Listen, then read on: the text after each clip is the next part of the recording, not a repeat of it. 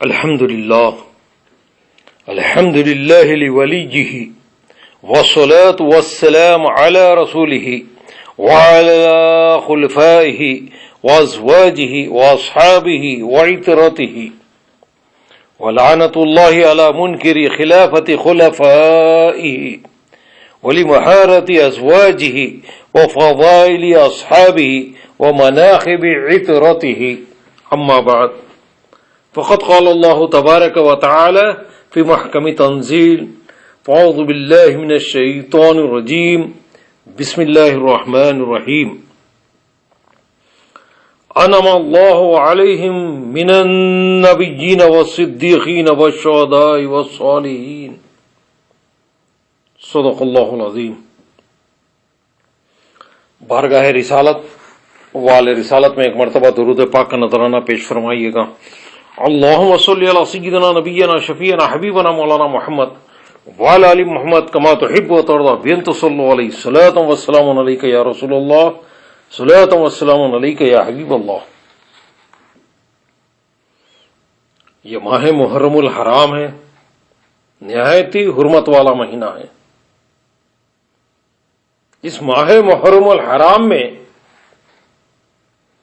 ایک گمراہ ترین فرقے کی جانب سے دین اسلام میں کئی غیر شرعی باتوں کو پیدا کر کے صورت اسلام کو مسخ کرنے کی نازیبہ حرکت کی جاتی ہے. مختلف قسم کے خرافات و بدعات کو رواج دیا جاتا ہے.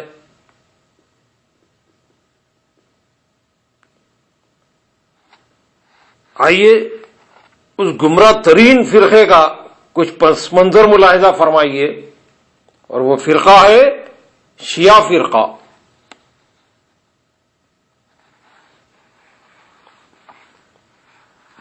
اسلام میں رونما ہونے والے فرقہ ہائے باطلہ میں شیعہ فرقہ قدیم ترین فرقہ ہے. حضور نبی کریم صلی اللہ تعالی علیہ وسلم نے ارشاد فرمایا کہ بنی اسرائیل 72 فرقوں میں بٹ گئی اور میری امت 73 فرقوں میں بڑھ جائے گی.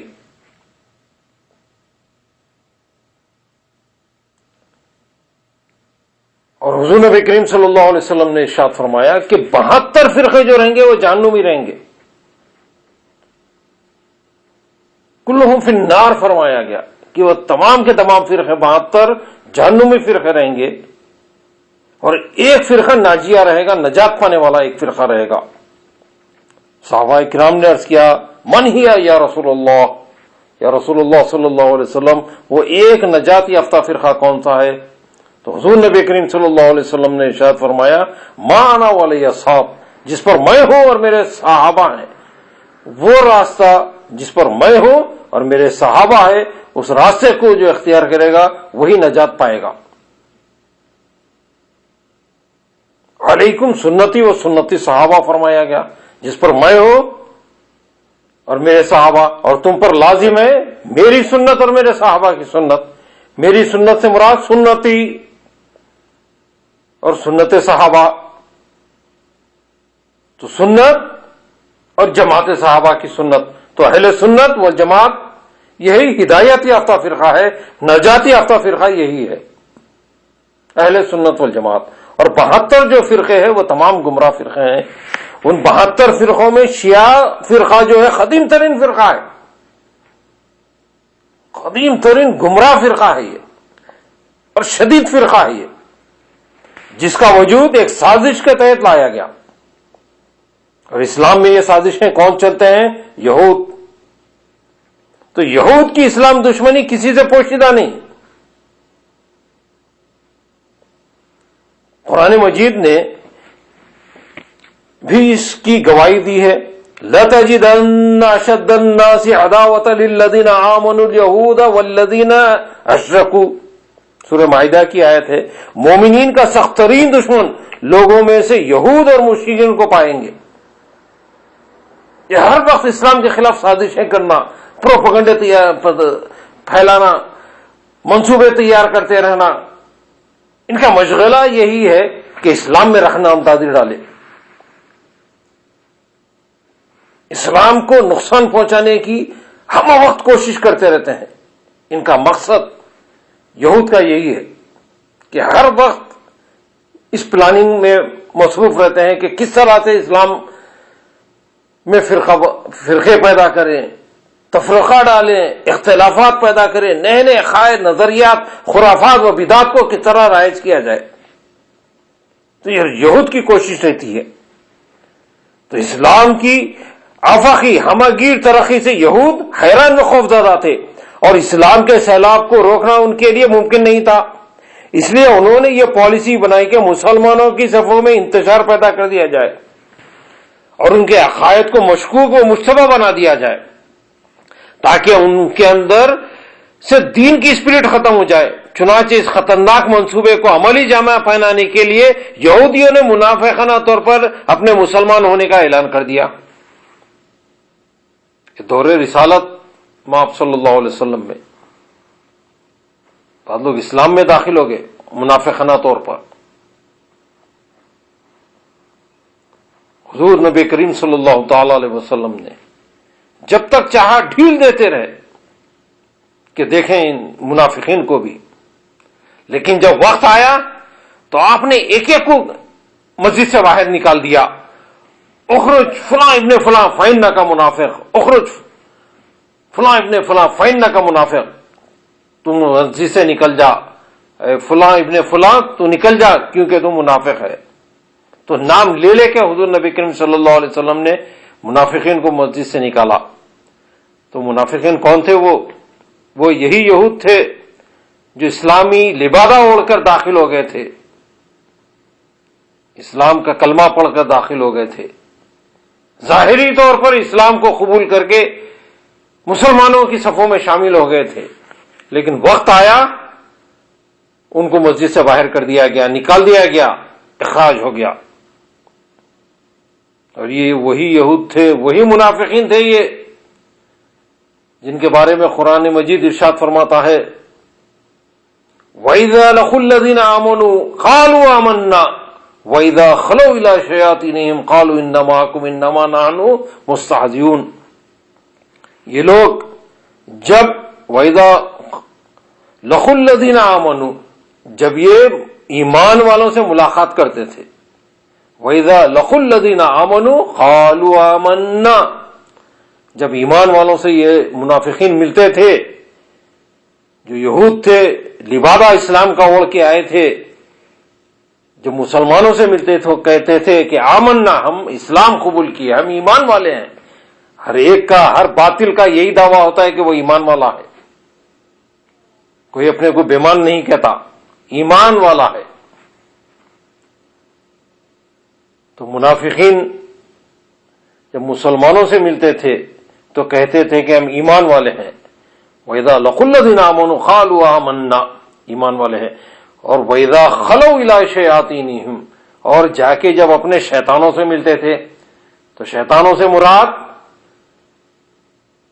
اپنے ہم عقیدہ لوگوں سے، یعنی یہود سے ملتے تھے، مشرکین سے ملتے تھے. جب اپنے ہم عقیدہ لوگوں کے پاس جب وہ جاتے تھے تو کہتے تھے وَإِذَا خَلَوْا إِلَىٰ شَيَاطِينِهِمْ قَالُوا إِنَّ مَعَكُمْ إِنَّمَا نَحْنُ مُسْتَهْزِئُونَ ارے ہم تو تمہارے ساتھ ہیں، ہم ان سے مذاق کر رہے تھے، ہم تو مذاق کر رہے تھے. وَإِذَا خَلَوْا إِلَىٰ شَيَاطِينِهِمْ قَالُوا إِنَّ مَعَكُمْ إِنَّمَا نَحْنُ مُسْتَهْزِئُونَ تو جب وہ شیطانوں سے ملتے تھے تو قرآن نے بدعقیدہ، بد مذہب یہودیوں کو، منافقین کو، سب کو کیا کہا؟ شیطان کا لفظ. وَإِذَا خَلَوْا إِلَىٰ شَيَاطِينِهِمْ جب جا کے وہ شیطانوں سے ملتے تھے، وہ جا کے انسانوں سے ملتے تھے. یعنی باطل نظریات و عقائد کے حامل افراد کو قرآن نے کہا شیطان، تو وہ شیاطین سے ملتے تھے، ابلیس سے نہیں ملتے تھے، ذریت ابلیس سے نہیں ملتے تھے، بلکہ یہ دو ٹانگ کے شیاطین سے ملتے تھے جا کے وہ. تو وَإِذَا خَلَوْا إِلَىٰ شَيَاطِينِهِمْ قَالُوا إِنَّ مَعَكُمْ إِنَّمَا نَحْنُ مُسْتَهْزِئُونَ کہ شیطانوں سے مل کے کہتے تھے کہ ہم تو تمہارے ساتھ ہیں، ہم ان سے مذاق کر رہے ہیں. تو یہ وہی یہود ہیں، وہی منافقین ہیں جو ڈبل گیم کھیلتے ہیں، ذو وجہین ہوتے ہیں، دو چہرے کے، ادھر کچھ ادھر کچھ.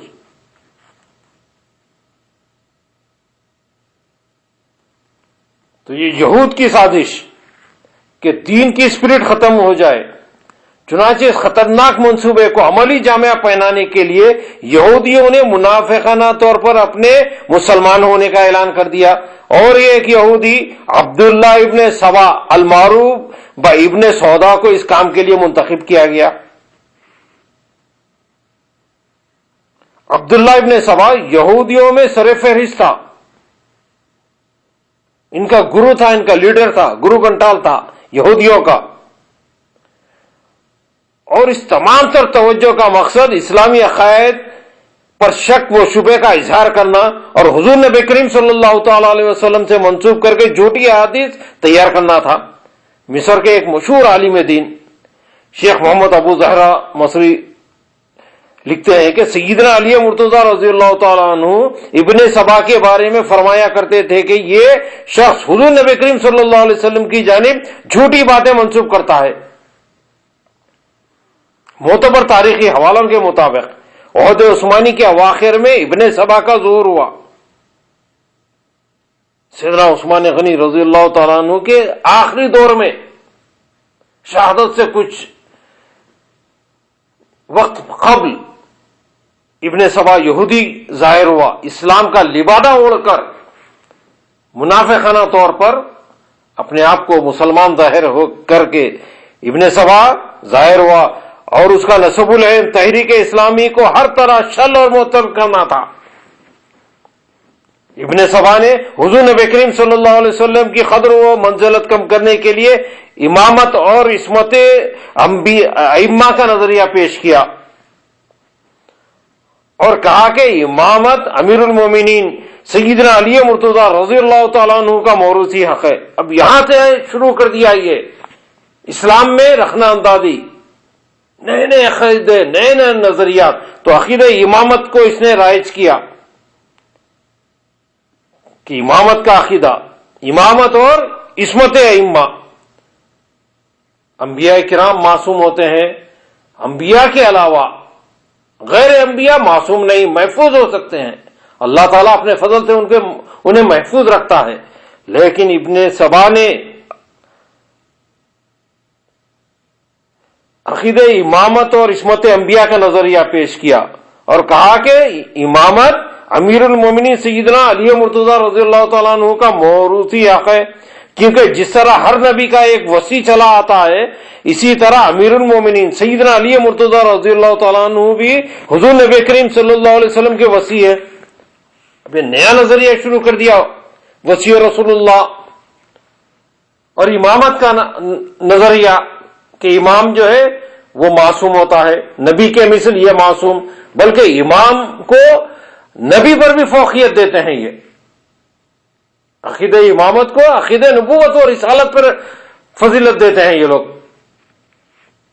ابتدا میں لفظ شیعہ حمایتی اور طرفدار کے معنی میں استعمال ہوا۔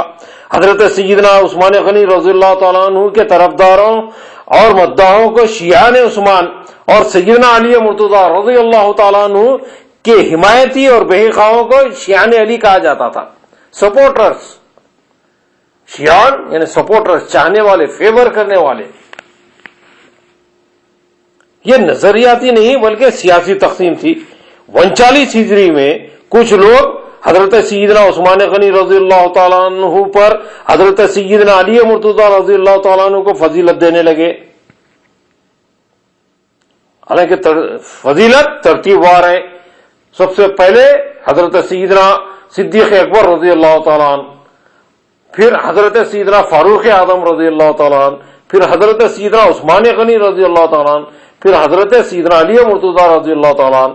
یہ خلافت کی جیسا ترتیب ہے، فضیلت میں بھی ترتیب ہے، لیکن دور سیدنا عثمان غنی رضی اللہ تعالیٰ عنہ کے بعد 1939 ہجری میں کچھ لوگ سیدنا عثمان غنی رضی اللہ تعالیٰ عنہ پر حضرت سیدنا علی مرتضیٰ رضی اللہ تعالیٰ عنہ کو فضیلت دینے لگے، اور سیدنا علی مرتضیٰ رضی اللہ تعالیٰ عنہ کے بارے میں دیگر خرافات، مثلا وصی اور بلا فصل خلیفۃ الرسول اور امام کی معصومیت کا عقیدہ ان میں شامل ہو گیا۔ بس یہی تھا شیعت کا نقطہ آغاز۔ ابن سبا نے کیا کیا؟ عبداللہ ابن سبا نے وسیع کہنا شروع کر دیا، اور بلا فصل خلیفۃ الرسول، یعنی حضرت سیدنا صدیق اکبر رضی اللہ تعالیٰ عنہ کی خلافت کا انکار، حضرت سیدنا عمر فاروق رضی اللہ تعالیٰ عنہ کی خلافت کا انکار، پھر حضرت سیدنا عثمان غنی رضی اللہ تعالیٰ عنہ کی خلافت کا انکار، یہ تمام کی خلافت کا انکار کر کے بلا فصل حضرت سیدنا علی مرتضیٰ رضی اللہ تعالیٰ عنہ کو خلیفہ اول، یعنی بلا فصل حضور نبی کریم صلی اللہ علیہ وسلم کے فوراً بعد سیدنا علی مرتضیٰ رضی اللہ تعالیٰ عنہ کو یہ خلیفہ قرار دیا، اور امام کی معصومیت کا عقیدہ اس میں شامل ہو گیا کہ امام معصوم ہوتے ہیں۔ سیدنا علی مرتضیٰ رضی اللہ تعالیٰ عنہ امام ہے اور امام معصوم ہوتے ہیں مثل انبیاء کے، تو یہ عقیدہ شیعوں کا یہ عقیدہ، تو یہ یہودی لبادہ اوڑھ کر داخل ہوئے، عبداللہ ابن سبا کو داخل کیے اور یہ اس طرح کے عقیدے نظریات پیش کیا، وسیع کا بلا فصل خلیفۃ الرسول اور امام کی معصومیت، تو امام کو یہ معصوم کہتے ہیں اور اسی لیے علیہ السلام کہا کرتے ہیں یہ، تو تمام ائمہ کو یہ معصوم، نبی کے مثل بلکہ نبی سے زیادہ فضیلت دیتے ہیں یہ۔ تو شیعان عثمان نے جب دیکھا کہ شیعان علی کہلانے والے اپنے عقیدے میں غلو کرنے لگے، یعنی حضرت امام کو معصوم قرار دینے لگے، وسیع کہنے لگے، اور تمام صحابہ کرام کی عظمتوں کا انکار کرنے لگے، حضور نبی کریم صلی اللہ علیہ وسلم نے ارشاد فرمایا کہ علیکم سنتی و سنتی صحابہ، تم پر میری سنت لازم ہے، میرے صحابہ کی سنت لازم ہے، مانا ولی اصحاب، جس راستے پہ میں ہوں اور میرے صحابہ ہے وہ ہدایت کا راستہ ہے، علیکم سنتی و سنت الخلفاء الراشدین، تم پر میری سنت لازم، میرے خلفاء راشدین کی سنت لازم ہے، اصحاب النجوم، میرے صحابہ تاروں کے مانند ہیں، من اقتدیتم اہتدیتم، جو ان کی اقتداء کرے گا وہ ہدایت یافتہ ہوگا۔ تو نجوم رسالت کا یہ لوگوں نے انکار کر دیا، شیعوں نے تمام صحابہ کرام کی عظمتوں کا انکار، ان کے بلکہ ایمان کا انکار کر دیا۔ تو حضور نبی کریم صلی اللہ علیہ وسلم کے بعد یہ سیدنا علی مرتضیٰ رضی اللہ تعالیٰ یعنی خلفائے ثلاثہ کا انکار، بلکہ تمام صحابہ کرام کے ایمان کا انکار کرتے ہیں، یہ نجوم رسالت کا انکار، جو ہدایت کے منبع ہیں، جہاں ہدایت کے جو چشمے ہیں، ہدایت کے تارے ہیں، جو ان کا انکار کیا گیا۔ تو جب ہدایت کے ستاروں سے جب کا انکار کیا جائے گا تو وہ یقیناً گمراہی ہوگی، چونکہ وہ معیار حق ہے، ایمان کی کسوٹی ہے صحابہ کرام۔ تو یہ روافض، یہ شیعہ جو ہے صحابہ کرام کے منکر ہیں، ان کی عظمتوں کے منکر ہیں، ان کے ایمان کے منکر ہیں۔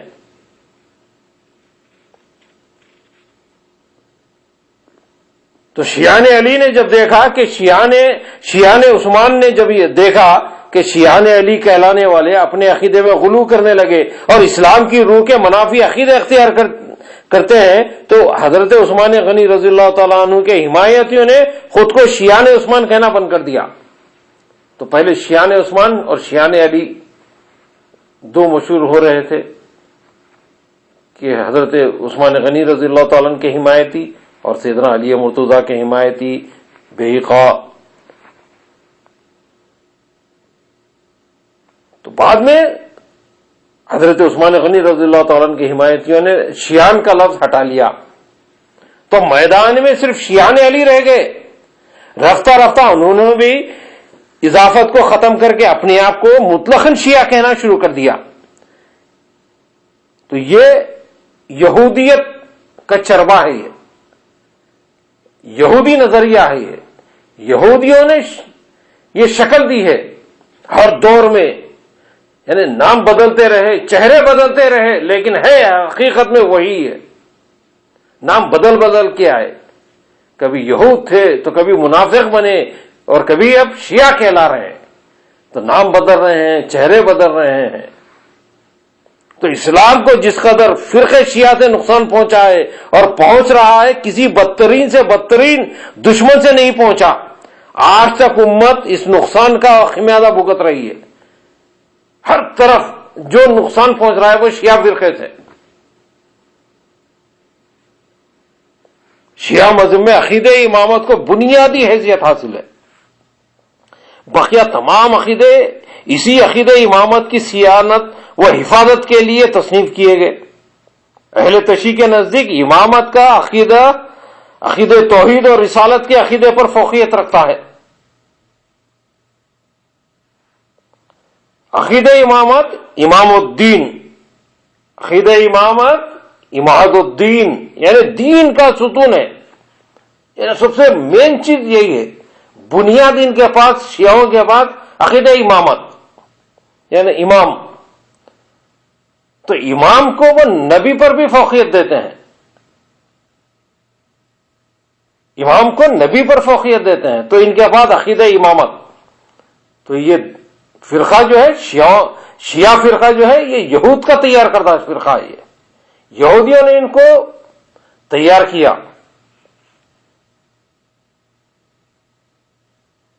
اہل تشیع کا عقیدہ ہے کہ نبی پر لازم ہے کہ امام کا تعین خود کرے، یعنی حضور نبی کریم صلی اللہ علیہ وسلم پہ لازم ہے کہ وہ امام کا تعین خود کرے، قوم کے حوالے نہ کرے. اور یہ کہ امام نبی کی طرح معصوم ہوتا ہے. تو امام غیر انبیاء کو یہ نبی کے مثل مانتے ہیں.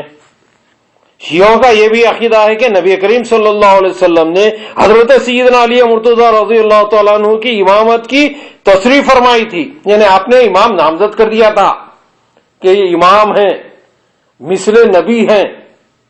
معاذ اللہ، امام ہیں یعنی مثل نبی ہیں اور نبی پر بھی فوقیت رکھنے والے. یہ حضور نبی کریم صلی اللہ علیہ وسلم نے نامزد کر دیا تھا. یہ شیعوں کا عقیدہ ہے، کفری عقیدہ ہے. یہ خلفائے راشدین کا انکار ہے، صحابہ کرام کی عظمتوں کا انکار ہے ان کے یہاں.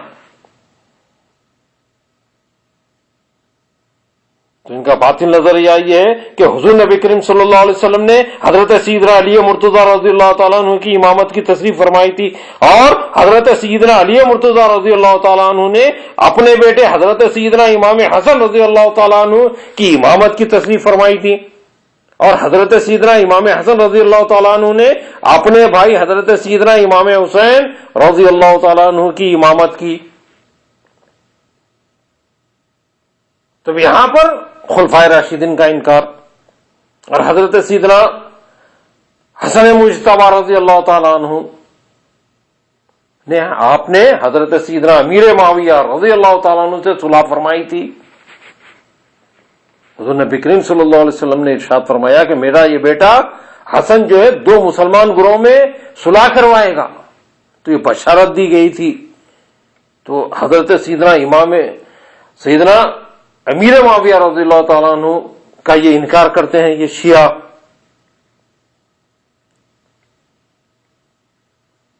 تو وہ یہ کہتے ہیں کہ حضرت سیدنا امام حسن رضی اللہ تعالیٰ عنہ نے اپنے بھائی سیدنا امام حسین رضی اللہ تعالیٰ عنہ کی امامت کی تصریح فرمائی، نامزد کیا، اور حضرت سیدنا امام حسین رضی اللہ تعالیٰ عنہ نے اپنے بیٹے سیدنا علی بن حسین رضی اللہ تعالیٰ عنہ کی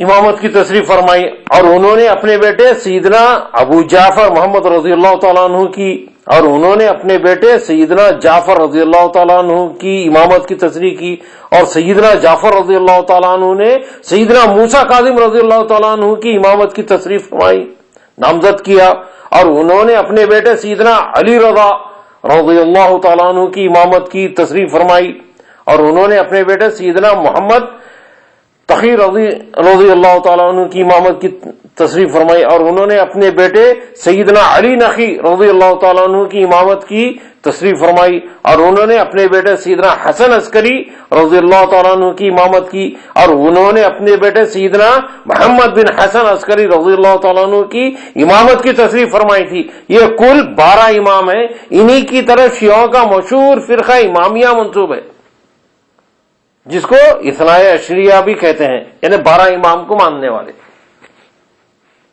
اہل سنت والجماعت تمام اہل بیت کو مانتے ہیں، ان ائمہ کو 12 ائمہ کو مانتے ہیں، اور تمام اہل بیت کو مانتے ہیں، لیکن عقیدہ امامت کو نہیں. غیر نبی کو معصوم نہیں مانتے، اور نبی کے مثل نہیں مانتے. لیکن روافض جو ہے 12 ائمہ کو معصوم مانتے ہیں نبی کے مثل.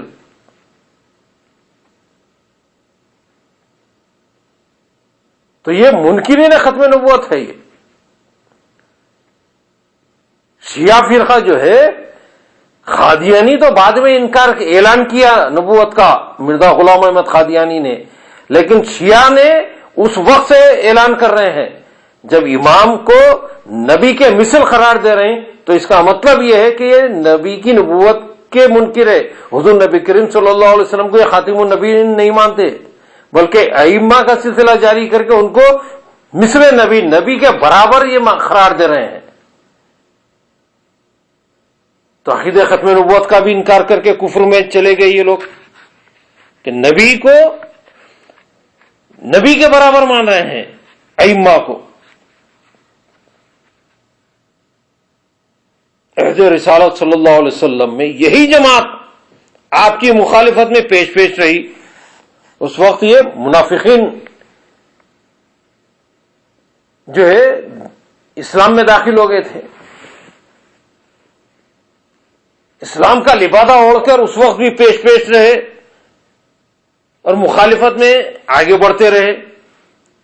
اسی جماعت نے حضور نبی کریم صلی اللہ علیہ وسلم کے پردہ فرمانے کے بعد اصحاب رسول میں پھوٹ ڈالنے کی ناپاک کوشش کی. یہی روافض، ان کے سبب تمام اختلافات رونما ہوئے. اسی جماعت کے ایک فرد نے حضرت سیدنا فاروق اعظم رضی اللہ تعالیٰ عنہ کو شہید کیا. یہی وہ جماعت ہے جس نے کعبۃ اللہ کے حج کے بہانے مدینۃ الرسول کو عثمانی خون سے دلہن بنایا. سیدنا عثمان غنی رضی اللہ تعالیٰ عنہ کو شہید کیا اسی گروہ نے، شیعوں نے. اسی فرقے نے سیدنا امام حضور حیدر کرار رضی اللہ تعالیٰ عنہ کی حمایت کا دعویٰ کیا اور بے وفائی کی بنیاد ڈالی.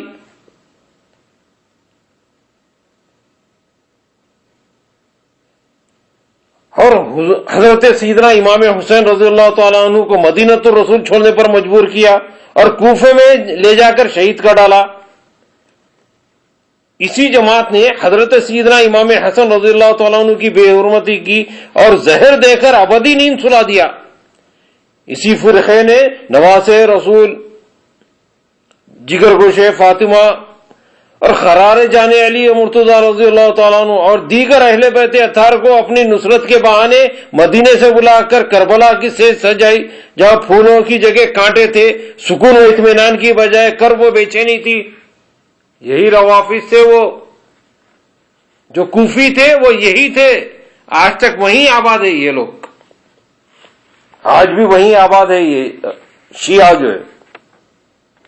یہیں تک نہیں بلکہ نگہ ناز مصطفیٰ کے اشاروں پر مٹنے والے حوصلہ مند مریدان شمع رسالت کے پروانے، جنہیں قرآن نے صدیقین، شہداء اور صالحین جیسے بہترین لقب سے یاد کیا، انعم اللہ علیہم من النبیین والصدیقین والشہداء والصالحین، قرآن نے جسے یاد کیا، ان غلامان مصطفیٰ کا خلاخما اسی گروہ نے کیا.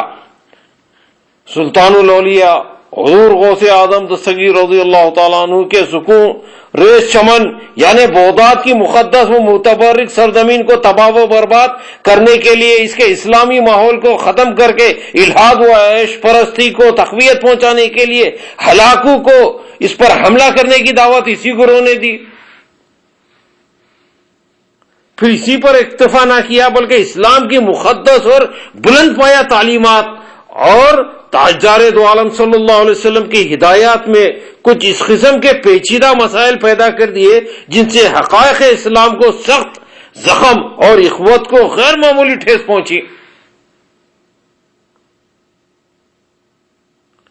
قرآن پاک کو بازیج عثمان یا صحیفہ عثمانی قرار دے کر تحریف شدہ، نامکمل اور ناقص ثابت کر کے دین و یقین کو بدلنے کی ناپاک کوشش کی. قرآن کو غیر محفوظ مانتے ہیں، یہ سب سے بڑا کفر ہے ان کا. قرآن کو محفوظ نہیں مانتے، کامل نہیں مانتے یہ لوگ. یہ کہتے ہیں کہ سیدنا عثمان غنی رضی اللہ تعالیٰ عنہ نے معاذ اللہ چند پارے چھپا لیے تھے، تو قرآن کو یہ صحیفے عثمانی قرار دے کر اس کو مکمل نہیں مانتے ہیں، تحریف شدہ مانتے ہیں، امینڈڈ کہتے ہیں۔ یہ تعمیر کے بجائے تخریب کو اپنایا، انہوں نے تعمیر نہیں کی بلکہ تخریب کاری کرتے رہے، توحید کی جگہ کفر و شرک اور بدعت کو گلے سے لگایا، حب رسول و اہل بیت کا سہارا لے کر اکثر ائمہ اصحاب کا مذاق اڑایا، محبت علی مرتضی رضی اللہ تعالیٰ عنہ کی ٹٹی لگا کر یہودیت اور زرتشتیت کی تبلیغ شروع کر دی ہے۔ دعویٰ ہے ان کا محبت اہل بیت، لیکن اولین درجے کے یہ منکرین اہل بیت ہے، امہات المومنین کی عصمتوں کا انکار کرتے ہیں۔ حضور نبی کریم صلی اللہ علیہ وسلم کی تینوں صاحبزادیاں، حضرت سیدہ زینب رضی اللہ تعالیٰ عنہ، حضرت سیدہ رقیہ رضی اللہ تعالیٰ عنہ، حضرت سیدہ ام کلثوم رضی اللہ تعالیٰ عنہ، یہ تینوں کو حضور نبی کریم صلی اللہ علیہ وسلم کی صاحبزادیاں قرار نہیں دیتے ہیں۔ تو معاذ اللہ یہ اہل بیت اطہار کے منکر ہیں، یہ اولین درجے کے منکر ہیں۔ یہ حضرت سیدہ عائشہ صدیقہ رضی اللہ تعالیٰ عنہ کی عزت و عصمت و عفت پر حرف کرتے ہیں یہ،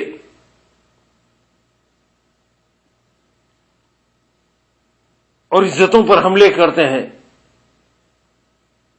عصمتوں کے قائل نہیں، تہمتیں لگانے والے ہیں۔ تو یاد رکھو، جو حضرت سیدہ ام المومنین عائشہ صدیقہ رضی اللہ تعالی عنہ کی عزت و عصمت کا منکر ہوگا، ان کے عورتیں عزت و عفت سے محروم رہیں گی۔ تو اس فرقے میں عزت و عصمت سے محروم ہیں یہ لوگ، ان کی عورتیں جو ہے عصمت سے محروم ہیں۔ یہ سبب ہے ام المومنین کی شان میں توہین کرنے کا، اور یہ سیدنا صدیق اکبر رضی اللہ تعالیٰ عنہ کے گستاخ ہیں۔ سیدنا صدیق اکبر رضی اللہ تعالیٰ عنہ کی گستاخی کا نتیجہ یہ ہوا کہ یہ لوگ صداقت سے محروم ہیں، اور یہ فاروق اعظم رضی اللہ تعالیٰ عنہ کے دشمن ہے، مخالف ہے، تو عدالت سے محروم ہے، اور سیدنا عثمان غنی رضی اللہ تعالیٰ عنہ کی عظمت کے منکر ہے اور آپ کی شان میں تبرہ کرتے ہیں۔ تو یہ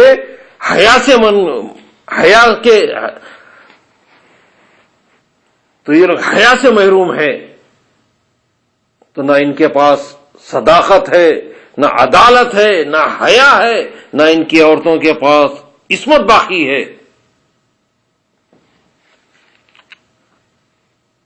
شیعہ جو ہے مائل با یہودیت ہے، یہودیت کا یہ چربا ہے، یہودیوں نے تیار کیا سو ہے۔ عبداللہ ابن سبا کون تھا؟ وہ یہودی تھا، اسلام لایا اور علی کا محب بنا۔ وہ اپنے یہودیت کے زمانے میں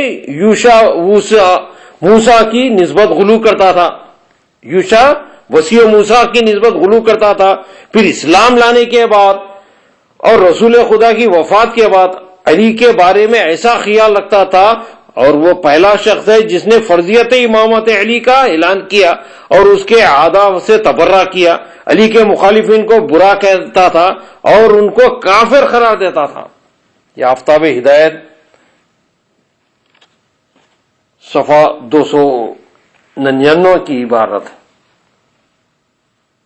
فرضیت امام علی، خلفائے ثلاثہ، امہات المومنین اور دیگر اصحاب رسول پر تبرہ بازی کی گرما گرمی اور ان بزرگ ہستیوں پر تکفیر کی ابتدا اسی یہودی کی ذات سے ہوئی، عبداللہ ابن سبا سے۔ یہی شیعہ فرقے کا بانی موجد یہی ہے۔ شیعہ فرقہ کو جو وجود بخشا عبداللہ ابن سبا یہودی نے۔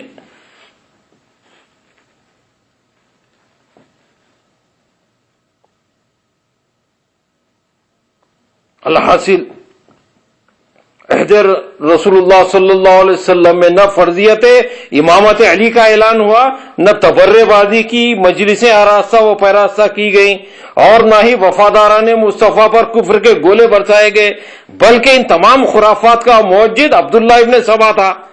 اس سے ثابت ہوا کہ شیعت رسول اللہ صلی اللہ علیہ وسلم کا لایا ہوا دین نہیں، بلکہ عبداللہ ابن سبا یہودی کی اجتہادی کوششوں اور اسلام کو مٹانے کے لیے اس کی ذہنی کوششوں کا یہی نتیجہ عمل ہے۔ اور یہ فرقہ جو ہے مسلسل غیر شرعی باتوں کو پیدا کر کے صورت اسلام کو مسخ کرنے کی نازیبا حرکت کرتا رہتا ہے، اور اسلام کو میں نئے نئے عقائد، خرافات، بدعات کو رواج دیتا ہے۔ اللہ تبارک و تعالیٰ اس فرقے کے شر سے مسلمانوں کو محفوظ رکھے۔ وآخر دعوانا الحمدللہ رب العالمین، سبحان ربک رب العزت عما یصفون وسلام علی المرسلین والحمدللہ رب العالمین۔